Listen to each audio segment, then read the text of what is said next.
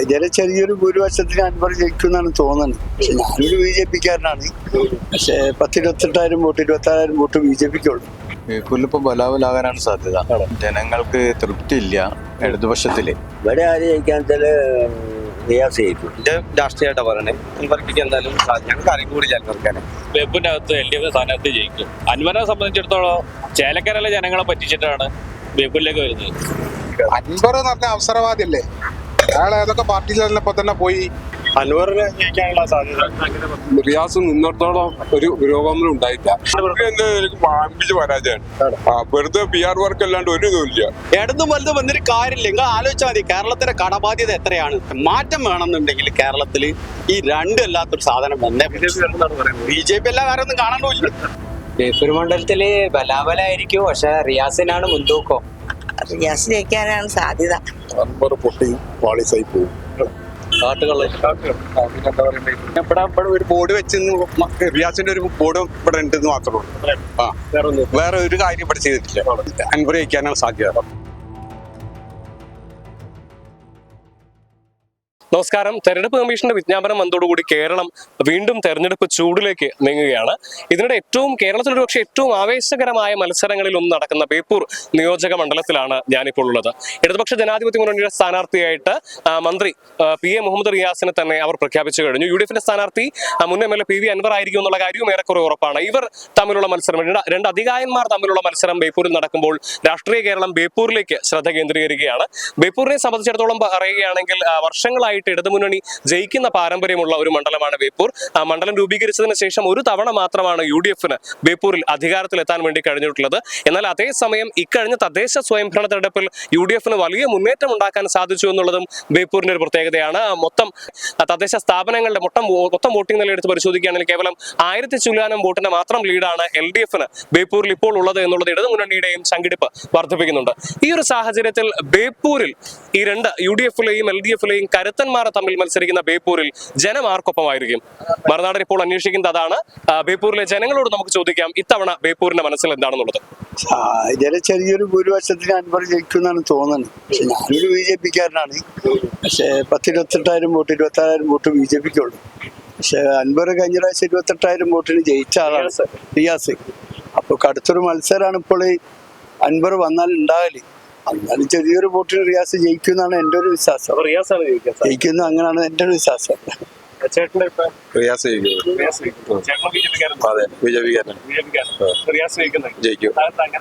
റിയാസ് കഴിഞ്ഞാലും തന്നെ പുരുഷത്തോടെ ജയിച്ച ആളാണല്ലോ. മന്ത്രിയാണ്. BJP 26,000 വോട്ടുള്ളൂ മൊത്തത്തിൽ.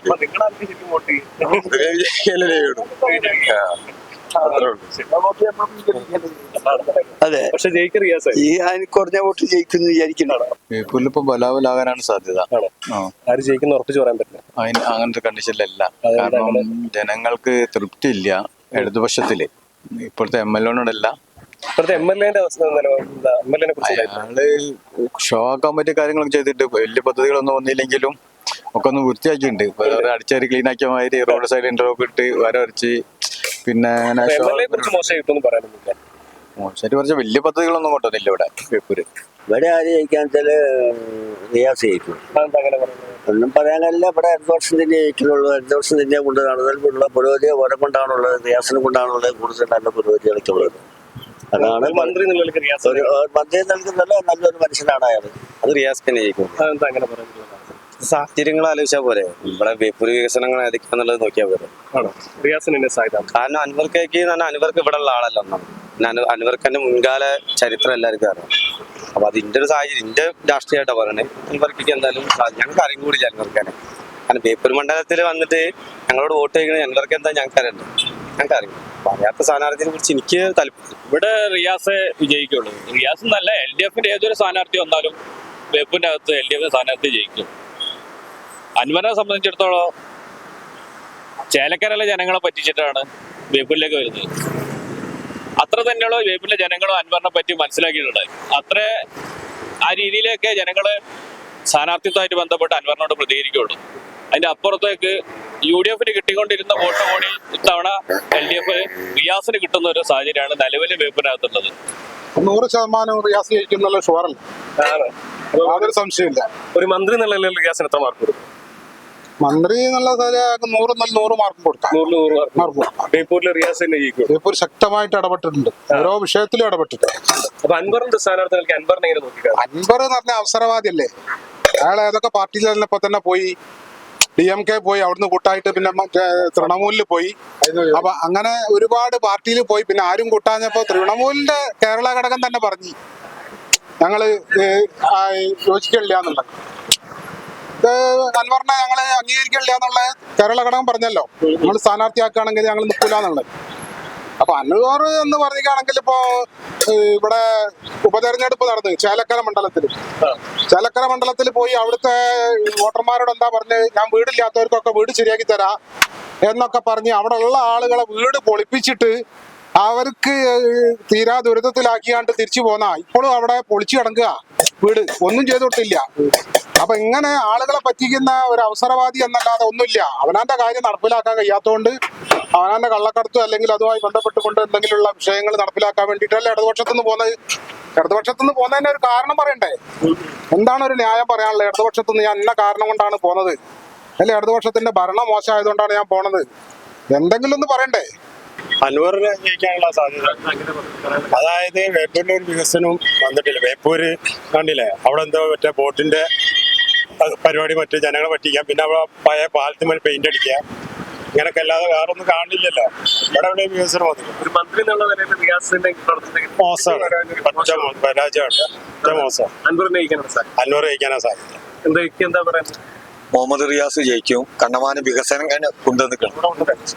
ബൈപ്പാസുകള്, അതേമാതിരി പാലങ്ങള്, പൊളിമോടുകള്, ഫെസ്റ്റിവല്. അത് അൻവർ ഇവിടുത്തേരനല്ല, അവൻ വെളുത്തേരനാണ്, നിലമ്പൂരിൽ നിന്ന് വന്നതാണ്. ഒരു മന്ത്രി എന്നുള്ള നിലയ്ക്ക് റിയാസിന്റെ പ്രവർത്തനം എങ്ങനെയാണ്? Super Riyas, super. എനിക്ക് അറിയാനുള്ളത് ഇവിടെ റിയാസ് നിന്നിടത്തോളം ഒരു പുരോഗമനം ഉണ്ടായില്ല. അതായത് അവിടെ കോടിക്കണക്കിന് ഉറുപ്പ്യ, അപ്പം വേപ്പുകാർ തന്നെ പറഞ്ഞതാണ്, കോടിക്കണക്കിന് ഉറുപ്പ്യ ചെലവ് വെച്ചിട്ട് 5 പൈസ പാസ്സാക്കാന്നല്ലാതെ പക്ഷെ അതുവരെ ഒന്നും ചെയ്തില്ല. ഇവിടെ അൻവർ തീർച്ചയായിട്ടും ജയിക്കും. കാരണം ഇവിടെ റിയാസ് നമ്മളെ സ്റ്റീൽ കോംപ്ലക്സ് ആകെ 100 കോടിന്റെ 150 കോടി കിട്ടും. പക്ഷെ അത് ഇവര് 50 കണ്ടിട്ട് ഇവര് 30 കോടിക്കാ കൊടുത്ത്, ബാക്കി ഇവര് വിധിച്ചെടുത്തു. ഒരു മന്ത്രി എന്നുള്ള നിലയ്ക്ക് റിയാസിന്റെ എന്തായാലും വാമ്പിച്ച് പരാജയമാണ്. വെറുതെ PR വർക്ക് അല്ലാണ്ട് ഒരു ഇതുമില്ല. കാരണം നമ്മള് പോർട്ട്, വേപ്പൂർ പോർട്ട് ഉണ്ടില്ല എത്ര കാലം അങ്ങനെ, പിന്നെ കരുവന്തിരിച്ച് പാലം പറഞ്ഞിട്ട് എത്ര. ഇവിടെ വികസനം, ഈ വേപ്പൂർ റോഡ് വികസനം കല്ലിട്ടിട്ട് കൊല്ലങ്ങളോളായി, കല്ലിട്ട് പോകാനല്ലാണ്ട് ഒരു കാര്യം ഇവിടെ ചെയ്തിട്ടില്ല. ഇപ്പൊ കേരളത്തിൽ മാറി മാറി വരുന്ന UDF LDF സർക്കാരുകളുണ്ട്. കേരളത്തിന്റെ കട എത്രയാന്ന് വെച്ചാല് 60 ലക്ഷം കോടിയാണ്. 6 ലക്ഷം കോടിയാണ്. ഈ സാധനത്തില് കേരള ഗവൺമെന്റ് ജീവിക്കണമെങ്കിൽ ചുരുങ്ങിയത് 20 കോടി മാസം കടമെടുക്കണം. ഇവർക്ക് പലിശയും റവന്യൂ വരുമാനം സർക്കാർ കൊടുക്കുന്ന ചെലവും കഴിച്ചാൽ എന്ത് ബാക്കി ഉണ്ടാവുന്ന കൂടി ഈ ഭരിച്ചവരൊന്ന് പറയണം. കാരണം ഇനി ഒരു 5 കൊല്ലം കഴിയുമ്പോൾ കേരളത്തിന് കടം വരാൻ പാടെ അത് 100 കോടിയായി മാറാനേ സാധ്യതയുള്ളൂ, കുറയാൻ സാധ്യതയില്ല. റവന്യൂ വരുമാനം ഇവരാരും കാണിക്കില്ല. കേരളത്തിന് കടം കിട്ടാനും ഇവർ ഉദ്ദേശിക്കില്ല. ചേട്ടന്റെ അഭിപ്രായത്തിന് ഇടതും വലുതും വന്നൊരു കാര്യമില്ല. നിങ്ങൾ ആലോചിച്ചാൽ മതി, കേരളത്തിന്റെ കടബാധ്യത എത്രയാണ്. കേരളത്തിന്റെ വികസനം ഇവിടുത്തെ NRI-കാരൻ നയിച്ചുകൊണ്ടുവരാനല്ലാതെ കേരളത്തിന്റെ ഒരു വരുമാനം കേരളത്തിൽ ഭരിക്കുന്ന 2 ടീമിന് പറയാൻ പറ്റും. നമ്മുടെ ബേപ്പൂരിൽ സാധ്യത കാരണം റിയാസ് ജയിക്കേണ്ടത് വോട്ട് ശതമാനം വെച്ച് നോക്കുമ്പോൾ റിയാസ് ആണെങ്കിൽ, പക്ഷെ സാധ്യത കൂടുതൽ UDF-ന് സ്ഥാനാർത്ഥിയായി. അതിന് പല കാരണങ്ങളുണ്ടോ, പല കാരണങ്ങൾ അറിയാവുന്നതാണ്. കാരണം ഈ കേരള രാഷ്ട്രീയത്തിന്റെ പോക്ക്, റിയാസ് ജയിച്ചാൽ ഉണ്ടാകുന്ന പാർട്ടിയിലുണ്ടാകുന്ന പ്രശ്നങ്ങൾ ഒക്കെ പ്രശ്നം തന്നെയാണ്. അതേ പ്രശ്നം UDF-നും ഉണ്ട്, ഇല്ലാന്ന് ഞാൻ പറയില്ല. പക്ഷെ മാറ്റം വേണമെന്നുണ്ടെങ്കിൽ കേരളത്തിൽ ഈ രണ്ടും അല്ലാത്തൊരു സാധനം വന്നേ. BJP എല്ലാ കാര്യമൊന്നും കാണാനില്ല, അത്ര തന്നെ പറയാനുള്ളൂ. നിങ്ങൾ കേരളത്തിന് കടം വെച്ചത് കണക്കൂട്ടിയാൽ കൂടുതൽ സാധ്യത 99% റിയാസ് തന്നെയാണ്. കാരണം ഇവിടെ അത്രയ്ക്കും വികസനം ഉണ്ട്. വികസനം ഇല്ല എന്ന് പറഞ്ഞില്ല, വികസനം നല്ല വികസനം ഉണ്ട്. അപ്പൊ അത് നമുക്ക് തീർച്ചയായിട്ടും പറയാം, മുഹമ്മദ് റിയാസിന് ഒരു കാര്യമില്ല. മറ്റാളിങ്ങനെ രാഷ്ട്രീയം ഇങ്ങനെ മാറിക്കൊണ്ടിരിക്കുന്ന ഒരാളാണ് അയാൾ. ഇന്ന് പറഞ്ഞല്ല നാളെ പറയാ. അയാൾ UDF-ലേക്ക് തീരെ പോകില്ല എന്ന് പറഞ്ഞ ആളാണ്. UDF-ലേക്ക് ക്ഷണിച്ചാൻ പറ്റൂല എന്ന് പറഞ്ഞ അയാളാണ്. ഇപ്പൊ അങ്ങനെ പാർട്ടി മാറി കളിക്കുന്നത്. കാരണം അയാളെ വിശ്വസിക്കാൻ പറ്റില്ല. കാരണം ഇപ്പൊ അയാൾ ആരെ തെരഞ്ഞെടുത്താൽ തന്നെ, ജനങ്ങൾ തെരഞ്ഞെടുത്താൽ തന്നെ ആ പാർട്ടിയിൽ നിൽക്കുന്നുള്ള ഉറപ്പില്ല. അയാളെ കള്ളക്കടത്തും കാര്യം നടക്കാൻ കഴിയിട്ടാണ് ഇപ്പൊ LDF പോരാനുള്ള കാരണം എന്നാണ് ഞങ്ങൾ മനസ്സിലാക്കുന്നത്. ഒരു മന്ത്രി എന്നുള്ള റിയാസിനെ എങ്ങനെ നോക്കുക? 100% ഒക്കെ ഓക്കെയാണ്. റിയാസിനെ റിയാസിക്കുള്ളൂ. ബേപ്പൂർ മണ്ഡലത്തില് ബലാബലായിരിക്കും, പക്ഷെ റിയാസിനാണ് മുൻതൂക്കം. റിയാസിന് കാരണം കഴിഞ്ഞ പ്രാവശ്യം 28,000 വോട്ടിന് ഭൂരിപക്ഷം ഉള്ളതാണ്. അപ്പൊ അതിപ്പോ കുറച്ച് കുറഞ്ഞാലും ജയിക്കാൻ സാധ്യത കുഴപ്പമില്ലാത്ത പ്രവർത്തനങ്ങളൊക്കെ നടത്തിയിട്ടുണ്ട്. റിയാസിന് അത് പറയാൻ പറ്റില്ല. അങ്ങനെയാണ് അത്. എന്തെങ്കിലും എന്തായാലും നല്ല ഇത് വർക്ക് നടക്കും. നല്ല മത്സരമായിരിക്കും. കുറഞ്ഞ ഭൂരിപക്ഷം റിയാസ് തീർച്ചയായിട്ടും ഇവിടെ നല്ല ഭൂരിപക്ഷത്തില് ബേപ്പൂർ മണ്ഡലം. ഒരു മന്ത്രി എന്നുള്ള നിലയ്ക്ക് റിയാസിന് എത്രമാത്രം? മന്ത്രി എന്ന നിലയിലും MLA എന്ന നിലയിലും നമ്മുടെ ബേപ്പൂർ നടത്തിയിട്ടുള്ള വികസന പ്രവർത്തനങ്ങൾ, ജനങ്ങളുമായി ബന്ധപ്പെട്ട ക്ഷേമ പ്രവർത്തനങ്ങൾ ഇതൊക്കെ വെച്ച് നോക്കുമ്പോൾ റിയാസിന് കഴിഞ്ഞ തവണത്തേക്കാൾ ഭൂരിപക്ഷത്തോടുകൂടി ജയിക്കാനാണ് സാധ്യത. അൻവറിന്റെ അത്ര നമ്മള് പിന്നെ ഒരു നെഗറ്റീവ് ഉള്ള ആളാണ്. ചില നിലമ്പൂരായാലും ഇവിടെ വന്നിട്ടാണെങ്കിലും അദ്ദേഹത്തിന്റെ ഇതൊന്നും ഇവിടെ ഏൽക്കാൻ പോകുന്നില്ല എന്നുള്ളത് തന്നെയാണ് പരാജയപ്പെടുന്നുള്ളത് 100%. ബേപ്പൂര് നമ്മളെ റിയാസ് ജയിക്കാനാണ് സാധ്യത കാണുന്നത്. കാരണം വെച്ചാൽ നമ്മളെ ബേപ്പൂര് മണ്ഡലത്തിലെ ഒരുപാട് മാറ്റങ്ങൾ വന്നിട്ടുണ്ട്. അത് ഓരോന്നും ഇപ്പോൾ എണ്ണി തിട്ടപ്പെടുത്തി പറയാൻ പറ്റില്ല. ഇപ്പോൾ നമ്മുടെ ഈ അടുത്ത് തന്നെ ബേപ്പൂർ ഹൈസ്കൂള്, ചേന്നത്ത് സ്കൂള്, നമ്മുടെ ഫിഷറി സ്കൂള്, പഴയ സ്കൂള്, അങ്ങനെ സ്കൂളുകൾ തന്നെ ഒരുപാടുണ്ട്. പിന്നെ നമ്മുടെ ബേപ്പൂര് പുലിമൂട്ട് വിനോദസഞ്ചാരത്തിലൊരു മുതൽക്കൂട്ട് തന്നെയാണ്.